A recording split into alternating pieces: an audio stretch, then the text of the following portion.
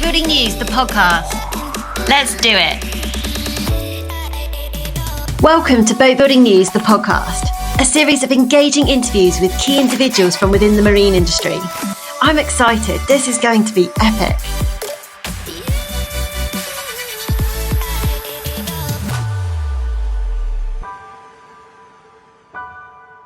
You may know him just as JWP.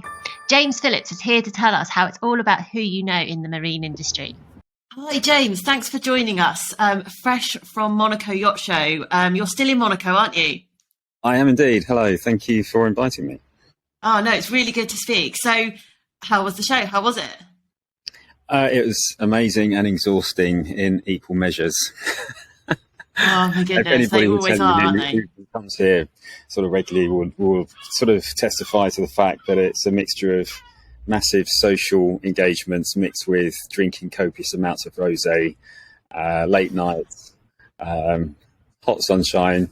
But yeah, it's all good. That sounds incredible. So what if you can pick out one part of it, what was your highlight? Highlight is actually meeting all my friends, really, and people in the industry, and people that you haven't seen for a number of years will just suddenly walk past you, and you'll just reconnect. And it's also about making deals and new business and getting new contacts as well, which is the most important thing, and that's really why people come here as well too. So. Yeah, no, definitely. So if you can, so briefly explain who you are, introduce yourself, explain who you are and how you operate in the marine and yachting industry. Yeah, so I'm James William Phillips, known as JWP or James Bond or whatever you want to call me. Most people call me. Are you really known as James Bond? Who knows just that? That's great. I'm down here. You can ask a few of my friends and they'll say, oh, yeah, James Bond.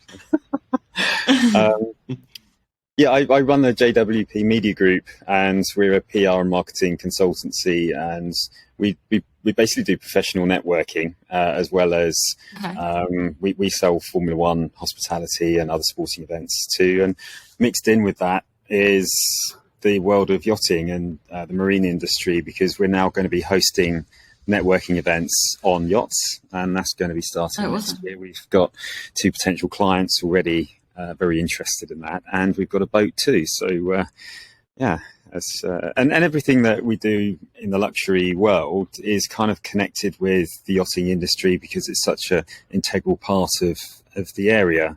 And I'm looking over the Mediterranean now, and there's a Sunseeker coming in and a couple of others just departing. So it's it's very intertwined with everything we do.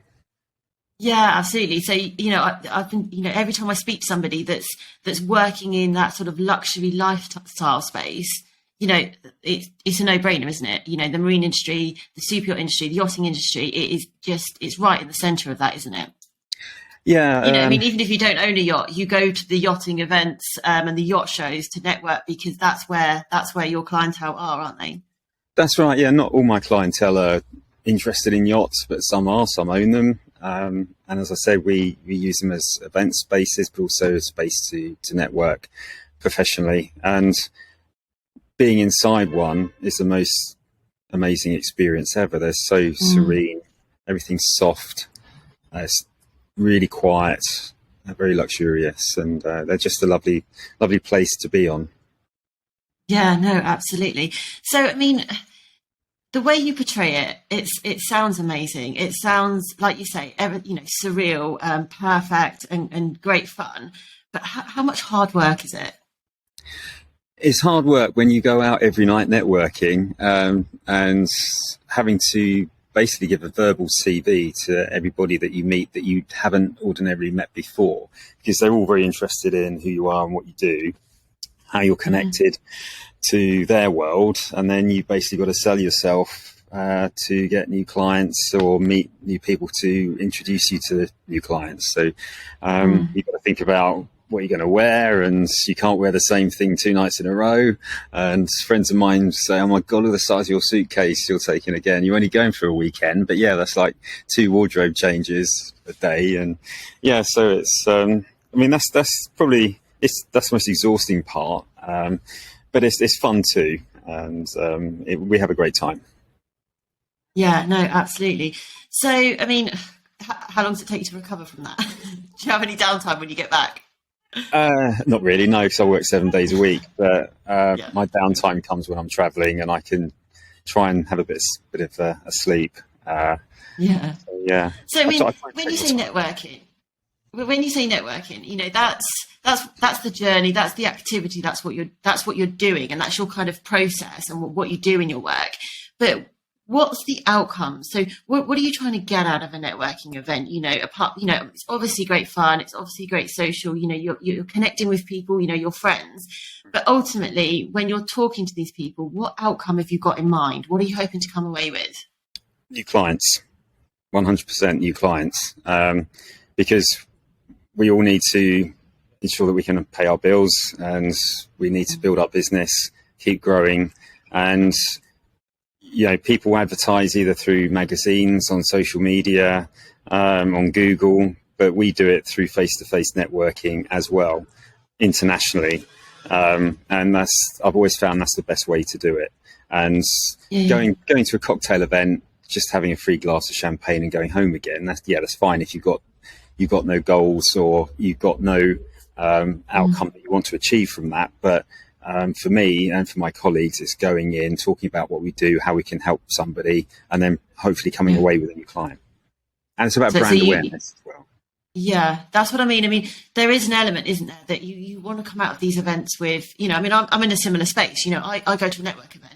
I want to come out with some tangible business. And, I say to my team, come out with tangible business. But ultimately, that brand awareness, it's hard to measure. It's hard to see as tangible. And you could spend, a week at a show, and someone could turn around to you on the last day and say, well, how much business have you come out with? And you can't pinpoint one thing. But fast forward 2-3 months, and those conversations and those relationships that you started, they've developed, and then the tangible business comes. So it's actually quite a hard thing to measure, isn't it? Sort of in the here and now. Yeah, the way I measure it is almost a year ahead, because then you'll meet the same people the following year or at other events. Oh yeah, it's James. You're from the media group. You've got a PR company. Yes. This, that, and the other, and the dots all link up again, and suddenly the conversation happens, and that's when your network starts to build, and that's when your client base starts to build. And I think that's when you get that little bit of validation, don't you? That what you're doing is right and what you're doing is successful. I mean, for myself, I went to Southampton Boat Show, and I walked up to somebody thinking I was going to sort of introduce myself coldly, but they already knew who I was. And it was in that moment I thought, what I did that I didn't realize I was doing a year ago is paying off. So it's a similar thing, I guess. Yeah, it's exactly that. I mean, a lot of entrepreneurs will give up early, or would-be entrepreneurs do, because everyone suffers from imposter syndrome to begin with, until you start earning money, until your presence is validated within your niche, you become respected, you become recognized. But when you start to do that, and you start to appear on Google, you start to get client requests come in without even trying, and that's when you're successful. Yes. Success for me doesn't mean having loads of money in the bank.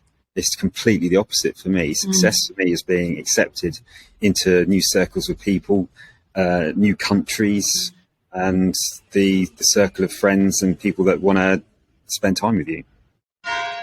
And that's the local church bell. I mean, so how did the Oh, brilliant. So how did it start? Did you just wake up one day with this vision that, you wanted to work in luxury lifestyle, and that the yachting industry was going to, was it a gradual thing, or was it an overnight? Tell me about how you really broke into this world. Yeah, well, I've got 17 years experience in magazine publishing in London. And then I moved into financial services. Can you really hear that church bell now?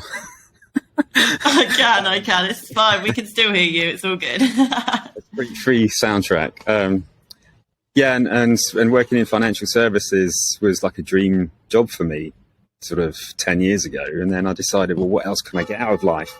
What else can I do? And then I met a friend of mine who started a blog on history, and I thought, what else what can I do like that? What can I create? Yeah. So what can give me the most back? And I thought luxury lifestyles. Oh, okay. And I created luxurynewsonline.com, and that opened me up to the world of yachts and marine. And I went to the Southampton Boat Show for the first time for the launch of Fairline. And my very first post and the very first people I met was from Fairline. And it blew my mind. And suddenly I was smartly dressed, sitting on the back of a yacht, drinking champagne. And I just created it out of nothing. But then that's when I started to get to know solid people within the marine industry. And now I still work with Fairline through their PR company, and I go out and test their new yachts and go to their events and all of that kind of thing. So it's a great relationship to have forged.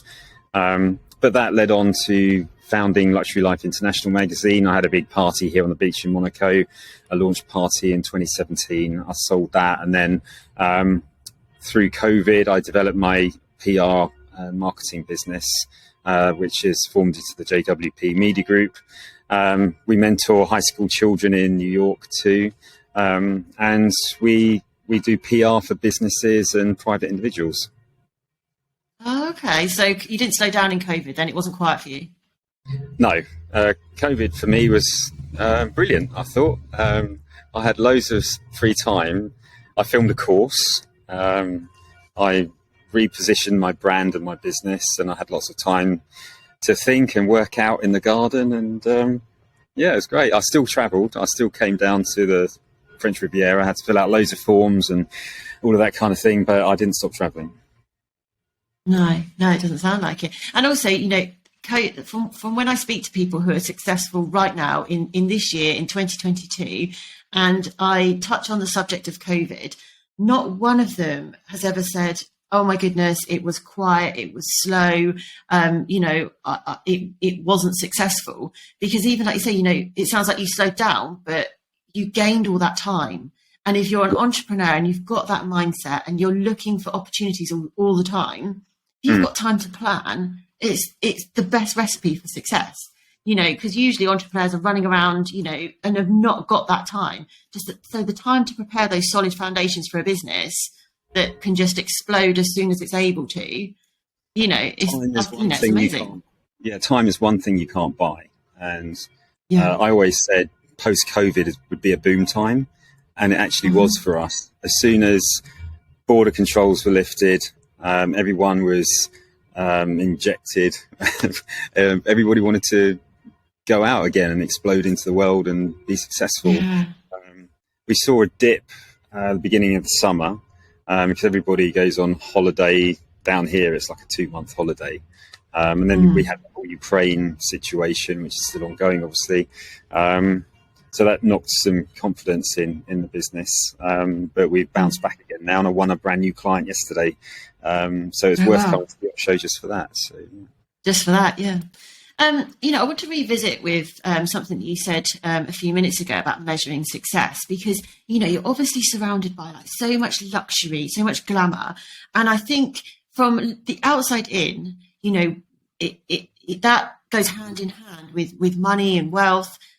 And from the outside in, you could be mistaken for thinking that that's how, you know, everyone in that lifestyle and in that area measures success. But you've just said that you don't measure it with money at all, which seems to go against what somebody looking in would think would be the norm. Yeah, I mean, I mentioned when we chatted before that the super yacht world is a cottage industry. Well, it's bigger than that, but it is an industry around rich people who they're the ones who can afford the yacht, but around it is a massive industry supplying their lifestyle. And not all of those people supplying that lifestyle are going to be wealthy. No. If they were, they'd all have a yacht themselves. Exactly, they wouldn't be supplying them, would they? Yeah, exactly that. But there's people outside of that circle who's not in the luxury space, who think everyone's rich, and we all wear Rolexes, we all got Ferraris, we all travel by private jet. Sometimes that happens, sometimes it doesn't, and I lead quite a normal life, really. So it's all about perception. So there's a lot of negativity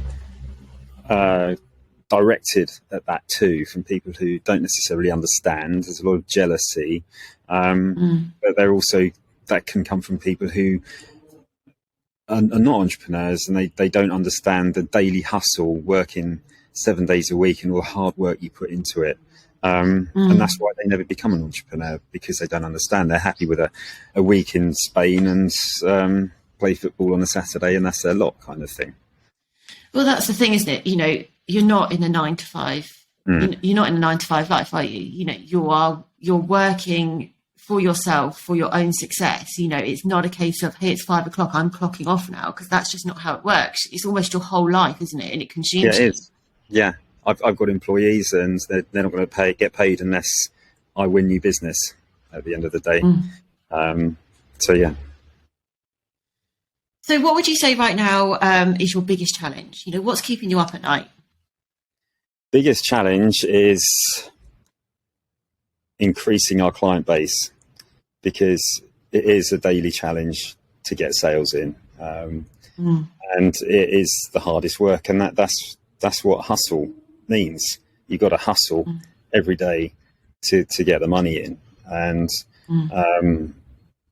there's a lot of money to be made in this industry, but it's getting to the top 1% of those people who can buy £100,000 ticket to go somewhere, or afford a £100 million super yacht that I would get lots of commission on, and things like that. So it's a daily hustle of getting new clients and meeting new people who can afford to buy the products and services that we provide.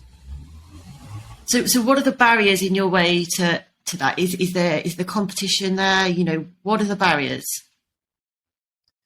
I mean, a lot of those people are private people. They're very closed off, and it's getting into that inner circle where you can make a difference, and you can pitch your background and your brand and your business to them. Yeah, so it's gaining actual access to them to sort of start that communication then. Access is everything, but that access is only granted off the back of your reputation. That's why reputation is so vitally important for me. And that's why when you get negativity, you can't rise to it. You've got to be quite linear. You've got to wear a different hat when you talk to lots of different people, so you're accepted at every level and with every different kind of person you meet.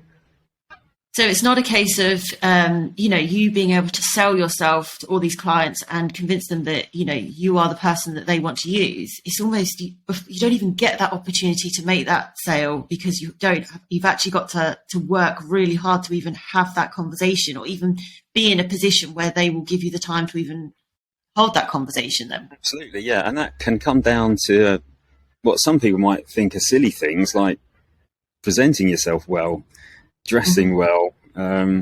If I turned up in a Manchester United top and a pair of old trainers to a meeting with a millionaire client, they'd probably wouldn't even turn up themselves. So although, do you know what though, it's getting that balance right, because you do need to dress well and you do need to present yourself well, but at the same time you've got to be authentic and true to yourself. It depends. So you don't want to look out of place, do you? Absolutely, yeah.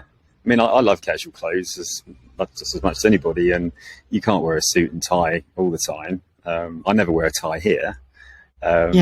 You gotta dress for the occasion and dress for the person you're meeting. Yeah, no, absolutely. But yes and no, actually. Do you know, I this has been, and I think maybe this comes from being a female in, I'm going to say it, a male-dominated industry. There are certain ways that I, in the past, have been told, you must dress like this, you must dress like that. And actually, I sometimes push back, because I say, that's not me. But at the same time, I'm not going to turn up in a football shirt, so I guess there's a level of appropriateness, but also, you don't want to, I think if you try to become somebody you're not, I think you would lose that authenticity, and people would say, I don't know if they're being real. And as soon as they get that sort of even niggle of there's something about that person I don't trust, then the sale becomes out of reach.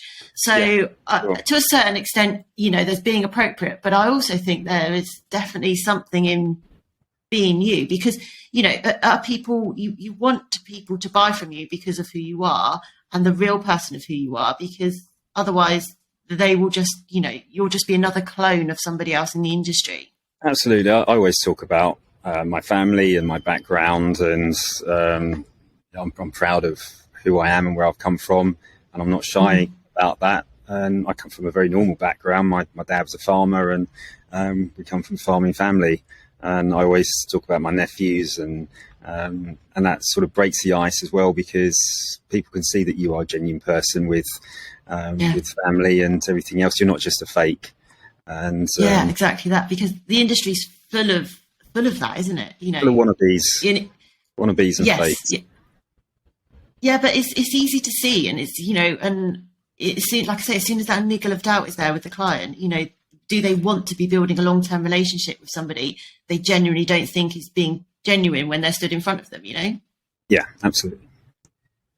So have you had any moments? I mean, I know that you've been in the business a long, long time, and you've obviously had some really great successes, but is there any standout moments, no matter how big or small, where you thought, do you know what, I'm doing well here, this is working? What sticks in your mind? I think when I had a photo shoot with Victoria Silverstead in April, she was on the cover of my magazine Relentless, and the whole thing was organised here at Monte Carlo Bay Hotel. Makeup, stylists, the dresses, the props, everything, and just in that moment, it was a standout moment in my career for sure, and a very proud one too. Not just because it was Victoria, but it was because I'd achieved something that I was, pretty impressed with myself about, really. Creating 2 magazines out of nothing. That's hard work. It is hard work, yeah. I love magazines. I don't know why, but yeah. Well, I don't know why you love magazines, but I mean, are they physical magazines? Are they digital, online? What's the format of these? The first one was printed, and the one I have now is digital. I love printed magazines just as much as anybody else, but digital that has hardly any overheads at all. You don't have the print distribution costs, and with digital, it's a lot easier to measure the data behind it, who's reading it, which country they're in. 100%. If you're just printing 20,000 magazines, they get dumped somewhere, and you've got no way who's read them or when or how. So digital is the way forward. Absolutely. Have you ever had a moment where you've walked in to an incredible yacht or anything like that, and you thought, this is the most insane place to be, and then looked in their library or on their coffee table and seen your magazine? Because that must be amazing. I was walking along the yacht line at the Monaco Formula One 4 years ago, and my magazine was on 3 yachts on the table. And people go, James, your magazine's here, and people getting off the yacht, shaking my hand, and I had a couple of pictures with people. So it's quite an amazing experience. Oh my goodness! At that point, you must have just thought as well. They weren't sort of locals; they were people from all around the world. That was another proud moment.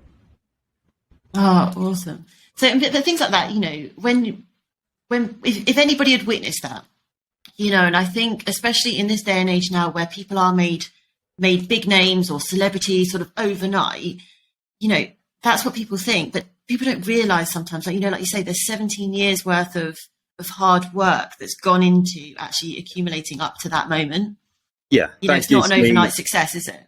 Yeah, my whole life spent in the corporate world gives me the confidence I need, and it gives me credibility as well, because anybody can turn up, take a selfie or a posed picture on the back of a boat and think they're a business person. But what have you got behind you? You've got a solid business behind you.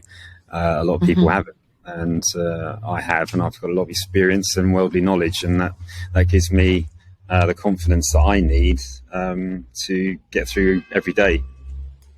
How confident are you? Because for me, when I see you and I see you're really prevalent on social media. So when I see your social media posts, you strike me as somebody that has never fails to have so much confidence. But, being honest, going beneath the surface.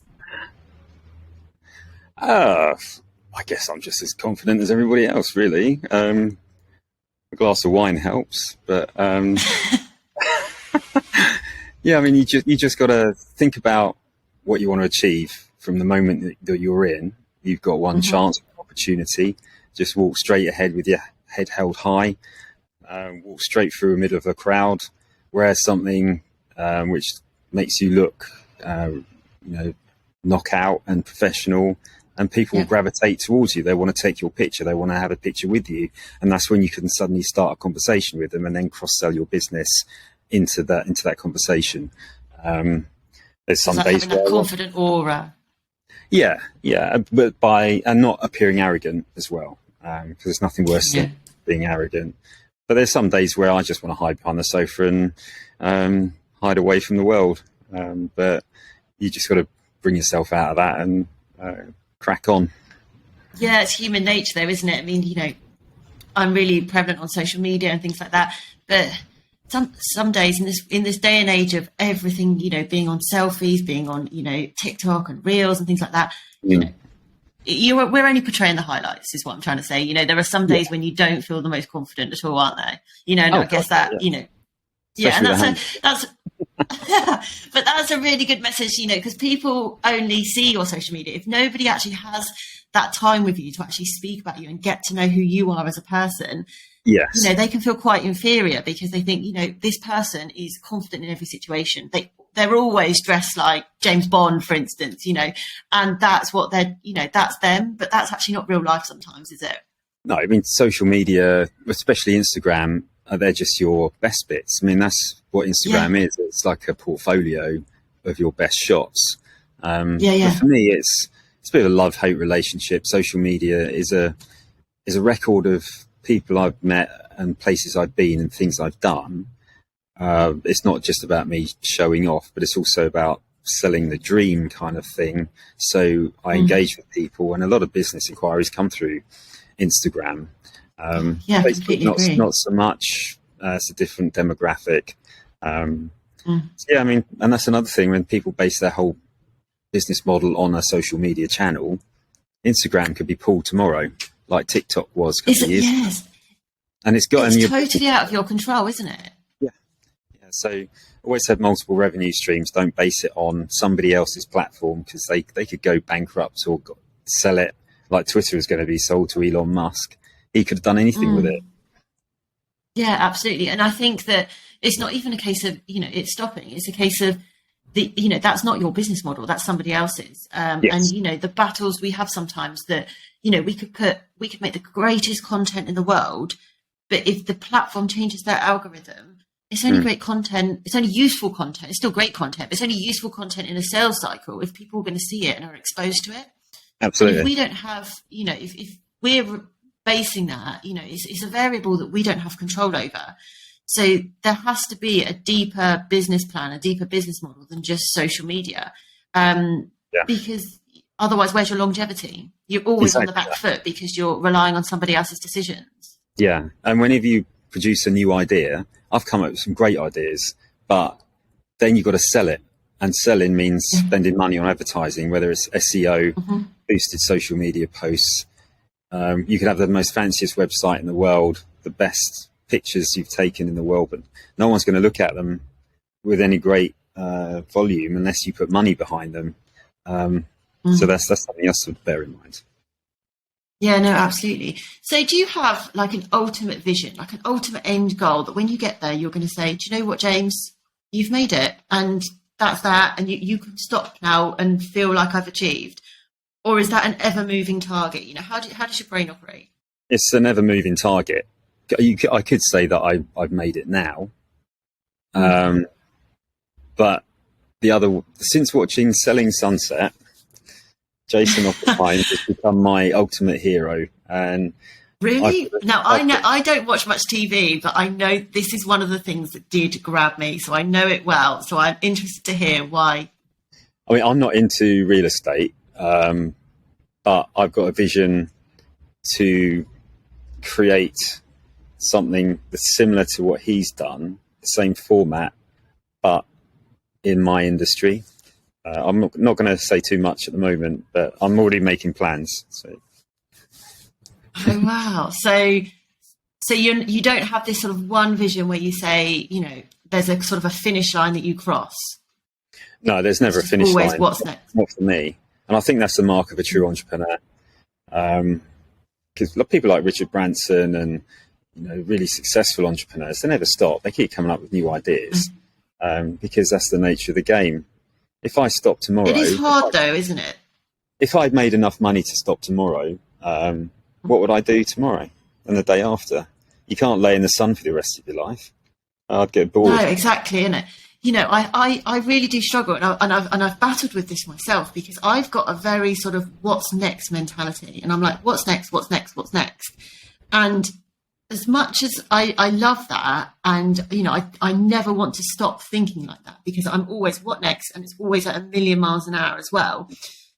Do you struggle to recognise sort of the little successes along the way? Because I have to really force myself to slow down and go, now hang on, especially when I'm responsible for leading a team, for instance.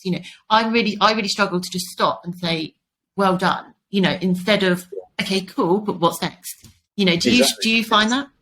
Yeah, where I had a good quote the other day, where you are now is where you dreamt of being 5 years ago. And that's very true. I read that quote really recently as well. And I thought, rewound and I thought, yeah, it is where I dreamt of being, but I'm not satisfied. Yeah. And that's what being an entrepreneur is all about. It's driving forward, driving new ideas, creating new goals, achieving them. It's like being a sports person, really. I was just about to say the same. Keep pushing yourself. It's like, I don't know if it's entrepreneurs or just high achievers. Because if you get a runner, for instance, that runs, a whatever level, if you're running a 36-minute 10K, a real high achiever is going to run that and is not just going to be happy. They're going to be like, okay, but when can I run a 35-minute one? So I don't know if it's entrepreneurs or just high achievers. The brains are wired differently. Yeah. Cool. So on to one of my favourite parts, a quick round of Would You Rather. So these are going to be think on your feet, quick fire, and there's only one rule, and that each question has to have an answer. Right. Okay. No pressure. Do you know what? I was preparing these earlier for you today, and I could rattle off about 20 for you, but I've picked just 3. Okay. Would you rather have 10 million followers, not real followers, because on social media, not just people following you around. 10 million followers or 10 million pounds in your bank? 10 million pounds. Oh, you didn't even hesitate there. 10 million followers are not necessarily going to equate into cash.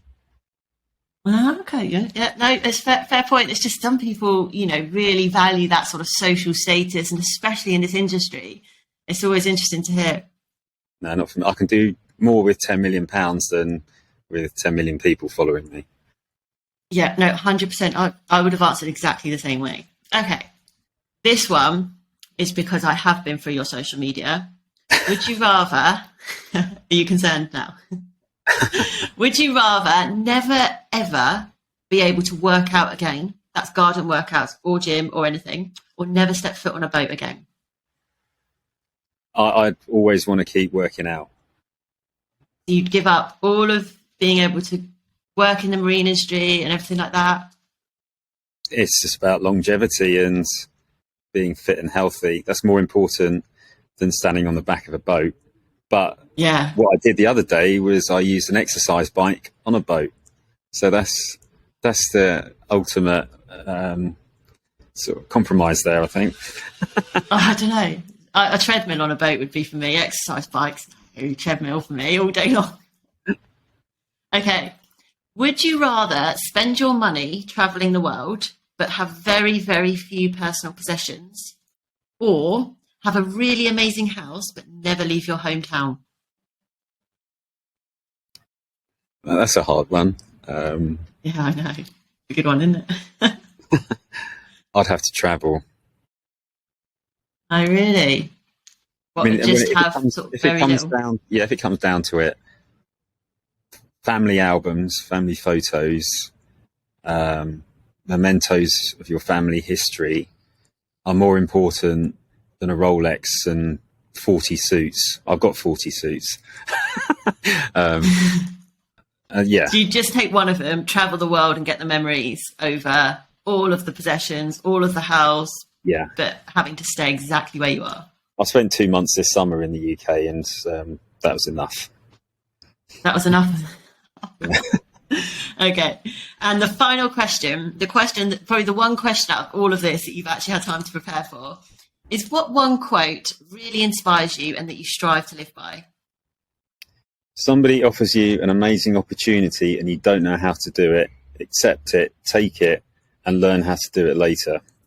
That's from Richard Branson. Okay. I was just about to say, I'm pretty sure that's got a Richard Branson vibe. Yeah. But then, it rings true because the first time I ever come here, about 10 years ago now, I'd never been here in my life. I didn't know a soul here, but a friend who was having a jewellery event said, come down. I put on a bow tie, bought a dinner jacket and just flew down and got to know everybody. I didn't know what I was doing. And that's how I made it here. But that's how you find out what you're doing, isn't it? Sometimes even by just trying it and probably getting it wrong. Do you know what I mean? You find out how to do it right. I've wasted literally tens of thousands of pounds. I've wasted hours of my life. I've made wrong decisions, made mistakes. But it's all a learning curve. If you haven't got somebody there next to you advising you, then you're going to make mistakes. You're going to waste money to make money. And that's why I do my course when we're in lockdown to help other people not make those mistakes.